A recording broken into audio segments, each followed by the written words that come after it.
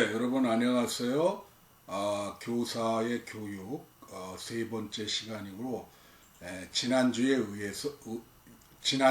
이어서 교사의 커뮤니케이션이라는 두 번째 시간을 말씀드리겠습니다. 지난주는 데이비드 E. 벌로우의 커뮤니케이션 이론으로 커뮤니케이션을 설명을 했고요. 오늘은 루엘 하우라고 하는 기독교 교육학자가 있습니다. 그분이 쓴 책 중에 대화의 기적이라고 하는 The Miracle of Dialogue라고 하는 그 책을 가지고 내용을 가지고 교사의 커뮤니케이션을 한번 여러분과 같이 살펴보려고 합니다. 그 정치학자 중에 여자 정치학자인데 한나 아렌트라고 하는 분이 있어요. 이분의 그 대표적인 책 중에 예루살렘의 아이히만이라고 하는 그러한 책이 있는데 이분이 이제 아이히만이 예루살렘에서 재판을 받을 때 가서 이제 참관을 했습니다. 그래서 그때 이 아이히만이 참 많은 이스라엘 사람들을 가스실로 보낸 사람인데 그 재판받을 때의 모습이 아주 가정적이고 자녀들에게는 더 없는 자애로운 아버지였고 또 소시민의 그런 모습을 띄었어요. 그 모습을 보고 이 아렌트는 아주 소스라치게 놀랐습니다. 그래서 그는 결론 내리기를 평범한 사람이 그렇게 수백만 명을 죽일 수 있는 악의 화신이 될 수 있다. 그렇게 결론을 내리고 그것을 악의 평범성이라 그렇게 규정하였습니다. 근데 이제 그녀의 책 속에서 그는 인간의 생존 조건, 인간 생존의 전제 조건을 세 가지로 그렇게 이야기를 하고 있습니다.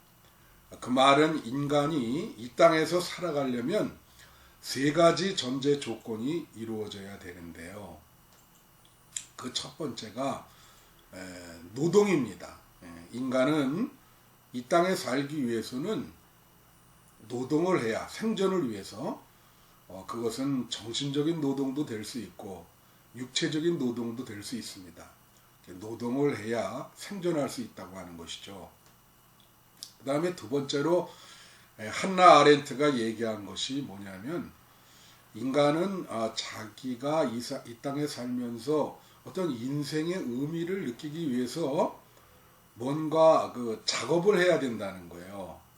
뭐 그림을 그리든가 뭐 노래를 한다든가 어떤 작업을 해야 인생의 의미를 느낄 수 있다. 그런 말을 했고요. 세 번째 전제 조건이 뭐냐면 바로 소통입니다. 커뮤니케이션. 인간이 이 땅에 살려면 소통을 해야 된다는 것입니다. 만약에 커뮤니케이션이 안 되면 다른 사람과의 소통이 안 되면 인간은 이 땅에서 살 수 없다는 것이죠. 그래서 여러분 이 심리적인 병 중에 자폐증이라고 하는 게 있어요. 아이들도 이 자폐증에 걸리는 경우가 참 많거든요. 이 자폐증의 특징은 뭐냐면 소통이 안 된다는 것입니다. 그래서 소통을 할 수 없다는 것이에요. 그래서 자폐증은 이 땅에서 참 생존하기가 어렵죠. 그래서 아렌트가 이 땅에서 생존하기 위해서 가장 중요한 것이 소통이다. 커뮤니케이션이다. 커뮤니케이션을 잘하지 못하면 이 땅에서 생존할 수 없다는 것을 한나 아렌트가 이야기를 하고 있습니다. 여러분 동의보감에 그런 말이 있어요. 통즉 불통, 불통 즉통. 이 말은 뭐냐면 아픈 곳은 소통이 안 되기 때문에 아프게 되는 것이고 아프지 않는 것은 소통이 되기 때문에 아프지 않다. 그런 말을 해요. 아픈 것은 소통이 안 되기 때문에 아프고요. 또 아프지 않는 것은 소통이 되기 때문에 아프지 않다. 그런 표현입니다. 쉽게 말하면 소통이 안 되면 고통이 온다는 거예요.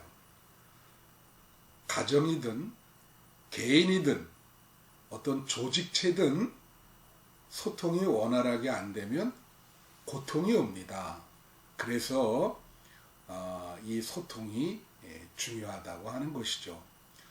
그래서 오늘 이 소개하려고 하는 그 학자가 루엘 하우라고 하는 분인데, 이 루엘 하우는 뭐라고 얘기냐면 대화가 된다면 그것은 기적이 일어나는 것이다. 그렇게 얘기하고 있어요.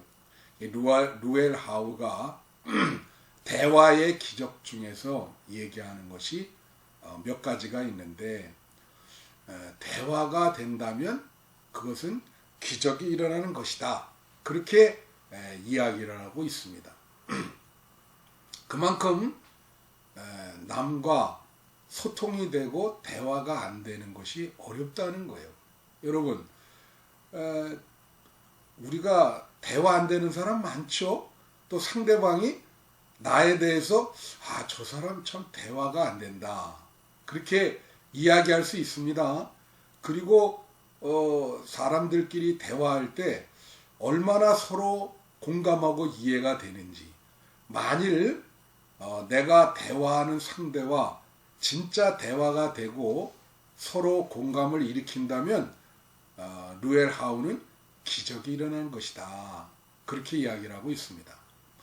루엘 하우는 그 대화의 기적이란 책에서 대화와 사랑을, 대화를 몸에 비유하면 피, 혈액이라고 보고요.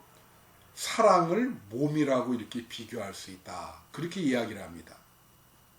여러분, 피가 제대로 안 돌면 사람은 죽죠. 혈액순환이 안 되면 병에 걸립니다. 마찬가지로 대화가 안 되면 말이죠. 반감이 생겨요. 그리고 감정이, 좋지 않은 감정이, 대립되는 감정이 싹트게 됩니다. 그래서 결국은 관계가 끊어지게 되죠.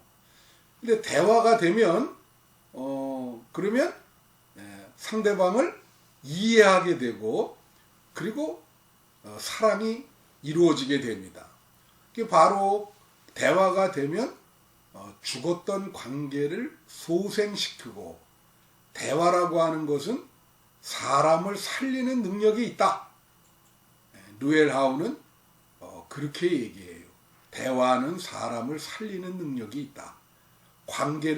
죽었던 관계를 복원하는 능력이 대화가 갖고 있다. 이제 그런 표현을 하고 있습니다. 여러분, 그 스티븐 코비라고 하는 사람이 성공하는 자의 7가지 습관이라는 그런 책을 썼거든요. 거기에 보면 아주 그 재미나는 예화가 나옵니다. 어떤 분이 아들 둘을 데리고 이제 뉴욕에 지하철을 탔어요. 근데 그 아들들이 이제 어린 아들들인데, 초등학교 이제 다니는 아들들인데, 지하철에 탔는데 타자마자 얘네들이 막 소리를 지르고 고함을 지르고 막 사람들한테 막 치대고 이상한 짓을 막 합니다. 그래서 주변에 있던 사람들이 눈살을 찌푸리면서 그 소년들을 바라보며 어떻게 그 아버지가 저렇게 애를 키웠을까 하면서 아주 그 반감의 눈을 가지고, 미워하는 눈을 가지고 그들을 바라봤죠. 그때 이 아들들의 부모, 아버지가 되는 사람이 갑자기 그 지하철에서 일어나서 이런 말을 했습니다. 여러분 죄송합니다. 우리 아들들 지금 이렇게 이상한 행동을 하는데 잠시만 좀 이해해 주십시오. 바로 몇 시간 전에 애들 엄마가 죽어서 이제 장사를 치르고 그렇게 오는 길입니다. 어린 아들들한테 그것이 큰 충격이었기 때문에 애들이 지금 이렇게 반응을 하는 것입니다. 그렇게 이야기를 했습니다. 그랬더니 그것을 보고 사람들이 그 아들들이 왜 그러는지 이해가 됐어요. 그 다음부터 그 어린 아들들을 보고 치근한 생각이 들고 그들을 치근한 눈으로 바라보면서 이제 사랑을 하게 되는 것입니다. 그러니까 이 이해라고 하는 게 대화를 통해서 서로 이해가 될 때 거기에는 사랑이 싹트게 되고 그래서 결국은 죽었던 관계를 살리게 되는 것이죠. 여러분, 부부 관계에서도 대화가 중요하죠. 또 부자 관계에서도 대화가 중요합니다. 교사와 학생 사이에서도 커뮤니케이션, 대화가 중요하고 목사와 성도 사이에서도 대화가 중요하다고 하는 것이죠. 근데 루엘 하우라고 하는 사람이 그 대화의 기적에서 그 커뮤니케이션을 방해하는 요소를 5가지로 이야기하고 있습니다. 그래서 우리가 이 커뮤니케이션 소통을 잘하려면 그 5가지를 참 집중적으로 신경을 쓰면 커뮤니케이션을 잘할 수 있다. 그렇게 루엘 하우는 이야기를 하고 있습니다. 그게 뭐냐면 언어와 또 심리적인 불안과 자기 방어와 또 사람의 이미지와 또 대화를 하는 목적, 이렇게 5가지가 되겠습니다. 우선 언어라고 하는 거, 지난 시간에도 이 언어에 대해서 얘기했지만 이 언어가 굉장히 중요하죠. 사람들은 대부분 언어를 가지고 소통을 합니다. 이 언어에 대해서 잠깐 얘기를 하면 이 락강이라고 하는 사람이 있습니다. 그 프로이드의 이론을 뒤집은 사람인데 보통 사람들은 뭐라 하냐면 아이들이 언어를 습득할 때 무의식이 먼저 있어서 무의식을 통해서 언어를 습득한다. 그렇게 얘기를 하는데 이 락강이라는 사람은 이 이론을 뒤집은 사람입니다. 이 사람은 이렇게 얘기했어요. 언어가 먼저 생기고 언어를 통해서 인간의 무의식이 형성이 된다는 거예요. 그만큼 인간의 언어가 중요하다. 언어가 무의식을 만든다. 이제 그렇게 이야기를 했습니다. 그래서 이 언어를 통해서 우리가 소통을 할 때 언어가 충분히 자기 마음을 충분히 전달 못할 때가 많고 상대방이 왜곡할 때도 많아요. 재미나는 이야기를 하면 어떤 분이 더운 여름날 자기 부인한테 선풍기가 너무 세니까 야그르 틀으라고 야그르 틀어줘 그렇게 얘기를 했더니 글쎄 그 부인이 야쿠르트를 갖다 주는 거예요. 그 부인은 그거를 야쿠르트 달라는 소리로 알았다는 겁니다. 곡해를 하는 거죠. 재미나는 이야기가 또 있습니다. 신학교 교수가 시골교회에 가서 부흥회를 인도했어요. 그러니까 이 신학교 교수님이 좀 이렇게 쉽게 인도해야 되는데 어렵게 인도하느라고 무슨 적자를 많이 찾았습니다. 뭐 신학적으로 얘기해서 기독교 윤리적으로 얘기해서 뭐 도덕적으로 얘기해서 뭐 그런 표현을 많이 썼어요. 그래서 이제 거기 시골교회 할머님들 많이 이렇게 나와서 듣고 있는데 이제 그 부흥회 첫날이 끝나고 나가면서 그 담임 목사님이 어떤 할머니한테 그 부흥회를 은혜 많이 받으셨냐고 물어보니까 그 할머님이 대답하기를 글쎄 단 건 모르고 부흥사님이 밀가루 부치기를 좋아하는 것 같습니다. 그렇게 얘기를 하더라는 거예요. 그게 왜냐하면 옛날에 밀가루 부침기 이런 거를 산적이라 그랬거든요. 적을 붙인다. 그런 표현을 썼거든요. 그러니까 이 할머니는 그 적자가 나올 때마다 그렇게 이해를 한 것입니다. 그래서 이 언어라고 하는 거, 참 때에 맞는 언어를 사용한다는 게 커뮤니케이션에 상당히 중요하고요. 그것이 잘 안 될 때는 커뮤니케이션이 방해가 돼요. 그리고 그 상대방이 또 자기 나름대로 해석을 해서 곡해를 일으킬 수가 있습니다. 예를 들면 우리가 대화를 할 때 어떤 사람은 항상 빈말을 하는 사람이 있어요. 그냥 지나가는 말로. 그건 성의가 없는 말이죠. 그렇죠? 네, 빈말을 그렇게 한 사람이 있습니다. 어떤 분들은 말을 할 때마다 잔소리를 하는 사람이 있어요. 잔소리란 뭐냐면 맞는 말, 경우에 맞는 말을 기분 나쁘게 할 때 그게 잔소리가 되는 것입니다. 이 부모가 자녀들한테 이렇게 잔소리를 많이 하죠. 좋은 말로 이렇게 좋은 분위기로 해야 되는데 이 맞는 말을 기분 나쁘게 하면 잔소리가 되죠. 어떤 사람은 또 참 무미건조하게 감성 없이 정보만 전달하는 사람이 있어요. 그것도 참 커뮤니케이션이 이런 걸 가리켜서 재미없는 커뮤니케이션이다. 그래서 이 말을 할 때 경우에 맞는 말, 상황에 맞는 말을 할 때 커뮤니케이션이 잘 됩니다. 이거는 구약 성경에 잠언서에도 나와 있죠. 경우에 맞는 말은 아로새긴 쟁반에 아로새긴 은사가와 같다. 그런 표현을 은쟁반에 금사가와 같다. 이제 그런 표현을 쓰잖아요. 경우에 맞는 말이 그렇게 값어치가 높다는 거예요. 그래서 우리가 말로 커뮤니케이션 할 때 잘 해야 되고 경우에 맞는 말을 신경 써서 해야 된다는 거 교사들은 명심해야 될 것입니다. 그 다음에 루엘 하우가 지적한 두 번째 커뮤니케이션의 방해 요소는 불안입니다. 사람은 많이 불안하죠. 이 불안할 때 커뮤니케이션 할 때 불안하면 제대로 전달이 안 됩니다. 특별히 교사는요, 사람들 앞에 이렇게 쓰잖아요. 사람들 앞에 쓰는 거에 대한 불안을 갖고 있는 사람이 있어요. 이게 스테이지 불안이라 우리가 그렇게 얘기를 하는데 이 스테이지 불안 하는 사람이 있거든요. 목사님들도 그런 불안을 갖고 있는 사람이 있습니다.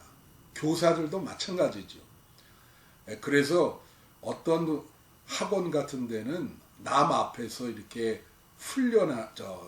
말하는 그것을 훈련하는 학원도 있더라고요. 제가 한번 TV에 보니까 그런 학원에서 남 앞에 쓰지 못하고 남 앞에 쓸 때 불안감을 느끼는 사람을 위해서 지하철에 가서 아무 칸에 타가지고 자기 얘기를 한 5분 동안 큰 소리로 해보라 그러는데 그 사람들이 참 덜덜덜 떨면서 그걸 못하는 광경을 제가 봤어요. 그래서 우리가 남 앞에서 커뮤니케이션 할 때는 이런 스테이지 불안을 극복해야 됩니다. 그래서 자신감을 갖고 해야 된다. 또 과제 불안이라는 게 있어요. 에이젠다 앵자이어티라. 이것은 뭐냐면 교사가 공과를 이렇게 전달해야 되는데 가르쳐야 되는데 그게 잘 숙지가 안 됐어요. 불안합니다. 그러면은 내가 이거 잘 전달할 수 있을지 그걸 과제 불안이라 그래요. 준비가 안 되거나 이해가 안 될 때 그걸 전달해야 되는데 그런 과제 불안이 일어나죠. 그래서 이게 자기가 전할 내용을 과제 불안이 일어나지 않도록 잘 준비해야 된다는 거 명심해야 됩니다.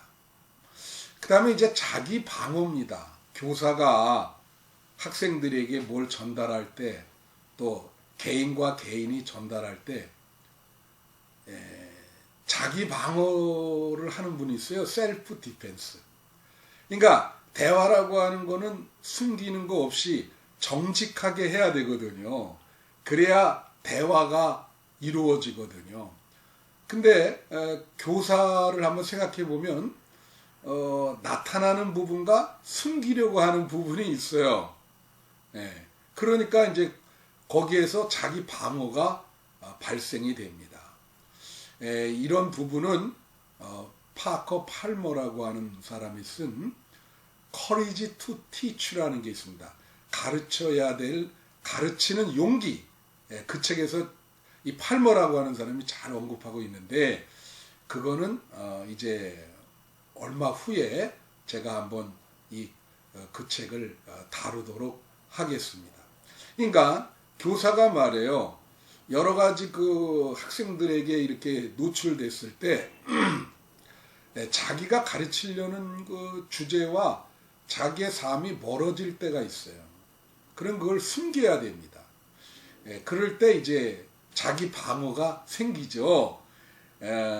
또 예를 들면 교사가 말해요. 모든 것을 다 알 수는 없죠. 그런데 우리가 잘못하면 우리가 모른다, 모를 수 있다.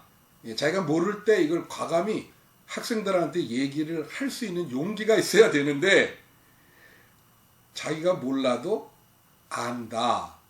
그렇게 얘기를 하게 되거든요. 이런 부분들이 자기 방어입니다. 그렇게 되면 커뮤니케이션이 잘 이루어지질 않죠. 자, 그 다음에 루엘 하우가 얘기한 것이 이미지입니다. 그죠? 교사의 이미지, 또 학생들의 이미지, 또 개인과 개인이 대화할 때 그 상대방의 이미지가 있어요. 이 이미지라고 하는 것은 선입견이 될 수도 있고요, 편견이 될 수도 있어요. 그죠? 이미지가 나쁘다. 그러면 학생들이, 교사의 이미지가 나쁘면 학생들이 잘 안 받아들이죠. 무언가를 얘기해도. 그래서 이 이미지가 참 중요해요. 여러분 지난번에도 얘기했지만은 그 미스트롯인가 거기서 투표를 하는데, 그 사람들이 노래를 부르지만 그 가수의 노래도 중요하지만 그 이미지를 보고 투표를 하거든요. 특별히 그들의 그 스토리. 그러니까 이번에 보니까 그 미스트롯에서 자기 아버지한테 신장 하나를 떼어줬어요. 그 아름다운 스토리죠. 그 사람은 다 스토리를 갖고 있습니다. 여러분이 스토리를 얼마나 만들어가느냐, 그게 중요한데, 남은 인생에. 그래서 그 가수는 1등을 했는데 그 스토리 때문에 이미지가 좋은 거예요. 그러니까 소통이 잘 되죠. 그래서 이 이미지라고 하는 게 다 중요한데, 제가 어제 뉴스에 뭘 들었냐면은 미국에서 아시아계 인종 편견이 있어서 무작위로 아시아 여성을 쐈는데 한국 여성이 4명이나 이렇게 희생을 당했다는 거죠. 참 가슴 아픈 거예요. 사람을 이렇게 피부 색깔로 그 편견을 가지고 대화를 하죠. 그러면 그 커뮤니케이션은 대화가 안 됩니다. 그죠? 인종 편견이 있어서 대화가 안 되죠. 그러한 이미지를 갖고 있는 거죠. 그러니까 우리가 그 이미지가 커뮤니케이션에 영향을 줍니다. 그래서 대부분 되도록이면 좋은 이미지를 가져야 되고, 상대방에 대해서도 이미지를 왜곡하지 말아야 된다, 편견을 갖지 말아야 된다 하는 것을 말씀을 드리고요. 마지막 루엘 하우가 얘기한 것이 뭐냐면 목적입니다. 대화를 하는 목적. 사람이 개인과 개인이 대화를 할 때 서로 대화하는 목적이 다를 수 있어요. 어떤 정보를 캐내려고 하는 목적도 있을 수 있고, 그러죠? 교사가 학생들을 가르칠 때 그 가르치는 목적이 뭡니까? 그거는 이제 말씀을 참 복음을 심어주는 것인데, 만약 그런 목적이 아니라면 그 커뮤니케이션은 잘못될 수가 있는 것이죠. 그래서 이거에 대해서 마틴 부보라고 하는 사람이 나와 너라고 하는 책에서 사람의 만남을 나와 너의 만남과 나와 그것의 만남으로 구분을 했습니다. 나와 너의 만남은 서로 인격적인 만남이에요. 서로가 정말로 인격적으로 진실하게 인간적으로 그렇게 만나는 것이고요. 나와 그것의 만남은 그거는 상대방을 사람으로 인격으로 취급하는 게 아니라 사물로 취급하는 거예요. 그것으로 취급하는 거예요. 그래서 대화를 할 때 상대방을 이용하려고 합니다. 사람으로 대하는 것이 아니라 대화를 하면서 물건으로 대하기 때문에 목적이 상대방을 통해서 어떤 이득을 취하려고 대화를 하는 거예요. 그러다 보니까 대화하는 목적이 다르죠. 그래서 커뮤니케이션이 방해가 된다라고 하는 거예요. 이게 바로 루엘 하우라고 하는 사람이 대화의 기적이라고 하는, 사람이 서로 대화가 된다면 기적이다 라고 하는 그 책에서 언급한 이야기입니다. 이 5가지를 우리가 잘 고려하면 커뮤니케이션 잘할 수 있고 교사가 학생들에게 잘 커뮤니케이션 할 수 있다는 걸 말씀드립니다. 이제 마감을 하면서 이제 커뮤니케이션에 영향을 주는 요소들이 있어요. 그것에 대해서 여러분에게 말씀을 드리고 이제 마치려고 합니다.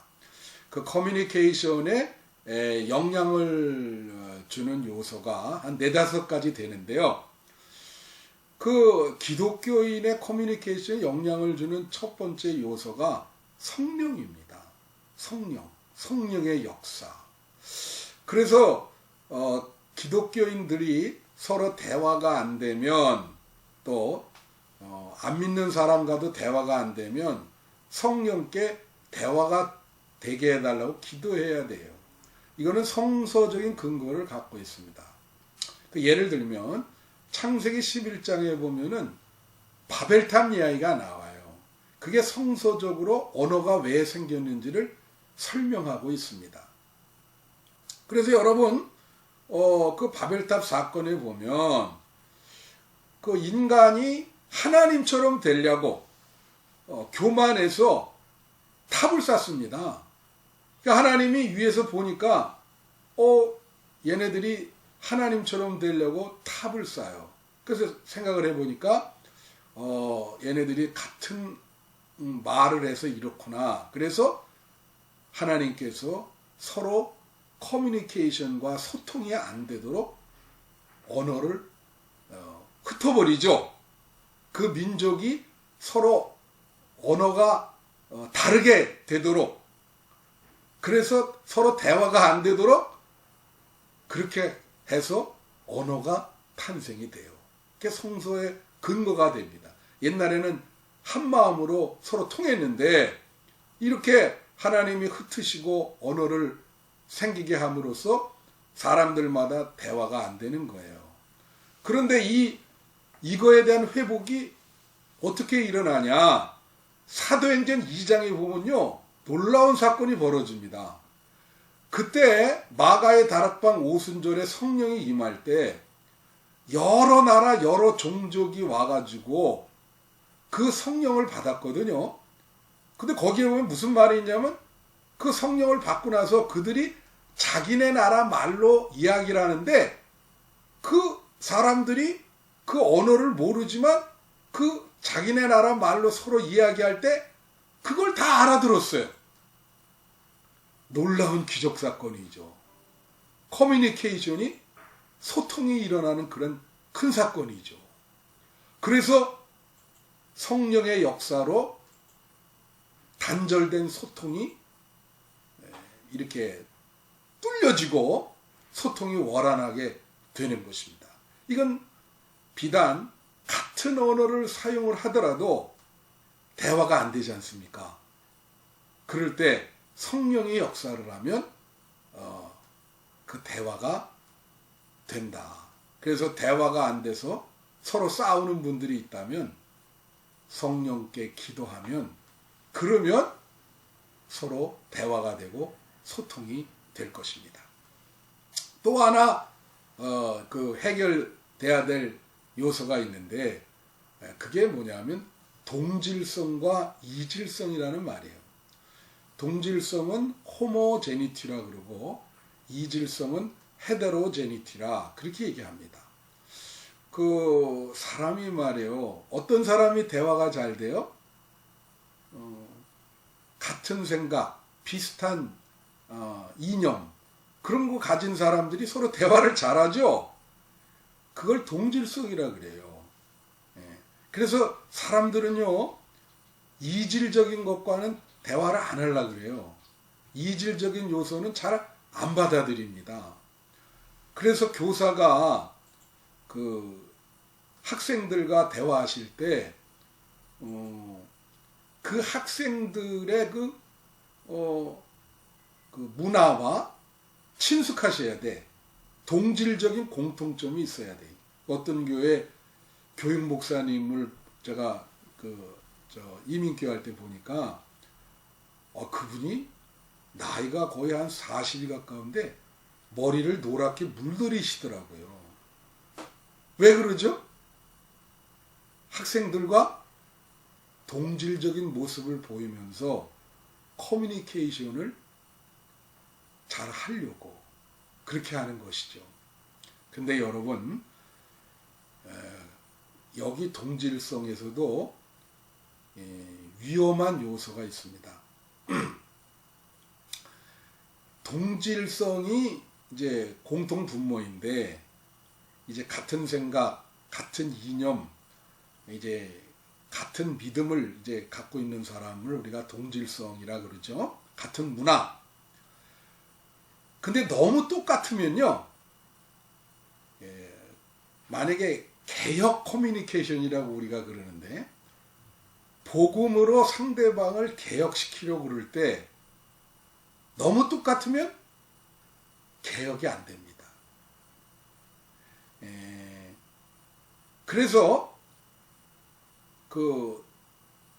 너무 똑같으면 그런 말이 있잖아요. 너무 똑같으면 수평이 돼서 결국은 뭘 어떻게 얘기할지 모를 때가 있어요. 너무 같아서.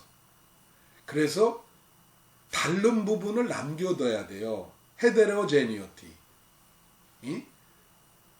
약간의 거리가 필요하죠. 그래서 어떤 분이 목회를 하는데 교인들한테 막 형, 동생, 누님 막 그러더라고요. 저는 그건 아니라고 봅니다. 복음적으로 개혁하고 복음을 심으려면 다른 부분이 있어야 되고 적당한 거리가 필요합니다. 그래서 커뮤니케이션을 잘 하려면 동질성과 이질성이 균형을 이루어야 된다. 교사도 마찬가지예요. 학생들에게 커뮤니케이션을 잘 하려면 동질성과 이질성이 균형을 이루어야 된다는 것입니다. 그 다음에 또 하나 커뮤니케이션에 영향을 주는 요소가 있는데 그게 적절한 정보량입니다. 교사가 말이에요. 이제 우리가 잘 생각해야 될 부분이 있어요. 어린이들한테 한 번에 너무 많은 정보를 주려고 그렇게 하면 안 됩니다. 특별히 열심히 있는 분들이 그런 과오를 범하는 수가 있거든요. 어린애들은요, 심지어 어른들도 한 번에 자기가 소화할 정보량이 있어요. 너무 많은 걸 주면은 다 잊어먹습니다. 그러니까 핵심적인 주제 한둘만 주는 게 좋아요. 제가 목회자 세미나를 한번 간 적이 있는데 어떤 목사님이 강사로 왔어요. 그래서 어떤 주제를 얘기하는데 세상에 첫 번째부터 30번째까지 나갔어요. 첫 번째부터 30번째까지 나가는 동안 저는 또 거기에 있는 듣는 목사님들은 혼란이 생겨서 거의 다 잊어먹었습니다. 다 잊어먹었어요. 그 어떤 분은 이제 설교를 할 때도 우리가 학생들을 교사가 가르칠 때도 첫째로, 둘째로, 셋째로 하는 분이 있는데 셋째로까지는 그래도 괜찮아요. 근데 뭐 막 이게 10번째로 넘어가면 너무 긴 겁니다. 그러면 아이들은 전혀 집중이 안 되고 다 잊어먹어요. 제가 어떤 전도사님이 어린이 설교를 하는데 35분을 하는 분 봤어요. 야, 어린이들은 다 잊어먹죠. 어린이 설교를 하시려면 한 6, 7분이면 됩니다. 예. 그래야 어린이들이 그 커뮤니케이션을 이해할 수가 있습니다. 그래서 여러분, 우리가 어린이들과 학생들에게 복음을 전할 때 그 개념도 클리어하게 쉽게 전달해야 되지만 그 주제도 명료하고 한두 개가 좋다라고 하는 것을 말씀을 드립니다. 또 하나는 이제 마지막인데요. 그게 뭐냐면 커뮤니케이션을 전달하는, 커뮤니케이션하는 맥락, 이 콘텍스트의 문제입니다. 이거를 얘기한 분이 에드워드 홀이라고 하는 커뮤니케이션 학자인데, 이분이 침묵의 언어, Silent Language라는 책을 썼어요. 그 책에서 이 에드워드 홀은 대화의 요소 10가지를 얘기합니다. 근데 그 에드워드 홀이라고 하는 사람이 사람과 사람의 그 거리를 얘기한 사람이거든요. 커뮤니케이션의 거리를 얘기한 사람이거든요. 근데 그분이 그런 얘기를 했습니다. 고맥락 사회와 저맥락 사회를 구분을 했어요. 고맥락 사회를 하이 콘텍스트 컬처라 그러고 저맥락 사회를 로우 콘텍스트 컬처라 그렇게 얘기했습니다. 그러니까 고맥락 사회는 동양 문화고 저맥락 사회는 서양 문화라고 그렇게 얘기를 했습니다. 그러면 고맥락 사회는 무언가? 그러니까 커뮤니케이션 할 때 주변 상황을 많이 고려하는 거예요. 주변 상황을 많이 고려하고, 저맥락 사회는 커뮤니케이션 할 때 주변 상황을 별로 고려하지 않는 것입니다. 그래서 예를 들게요. 저 아들이 이제 밴쿠버에서 이제 중고등학교, 대학교를 이렇게 나왔습니다. 그래서 이제 이민교회에서 오래 목회를 해서 그런데, 그러니까 이제 서양 문화를 많이 접했죠. 그래서 이제 우리가 보통 서양 문화를 합리적이라 그렇게 이제 얘기를 하고, 또 이제 동양 문화를 굉장히 정적인 문화다 그렇게 얘기를 하잖아요. 근데 이제 얘가 이제 처음에 어떤 회사에 가서 인턴을 했습니다. 여기 한국에 와서. 그런데 이제 5시 되면 퇴근 시간 아니에요? 근데 이제 얘는 5시면 퇴근한다고 생각을 해서 5시만 되면 무조건 가방 들고 나온 거예요. 예. 그런데 어느 날 그 팀장님이 부르시더래요. 너 인턴이 여기 5시 되면 무조건 퇴근하면 안 되고, 눈치를 봐서 여기 지금 이 부서의 책임자가 퇴근을 하면 너도 퇴근할 수 있다. 그러니까 그분이 퇴근하는지 그걸 보라 그러는 거예요. 그래서 우리 아들은 그거를 이해를 못했어요. 그렇지만 여기에 적응해야 되기 때문에 그 다음부터 이제 퇴근하려면 눈치를 보는 겁니다. 윗사람들이 퇴근을 하나 안 하나. 그래서 이런 그 상황의 눈치를 보는 것을 고맥락 문화라 그럽니다.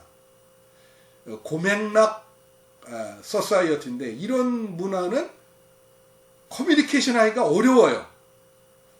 마음을 알 수가 없어요. 눈치를 봐야 돼요. 그러나 저맥락 문화는 합리적이기 때문에 자기 마음을 진실하게 얘기할 수 있습니다. 아닌 건 아닌 거고 긴 건 긴 거예요. 그게 저맥락 문화입니다. 그래서 커뮤니케이션이 그 상황이라고 하는 거, 문화라고 하는 게 영향을 준다는 거, 이것을 여러분에게 말씀드립니다. 아무쪼록 교사가 학생들에게 커뮤니케이션 할 때 잘 커뮤니케이션 하시기를 바랍니다.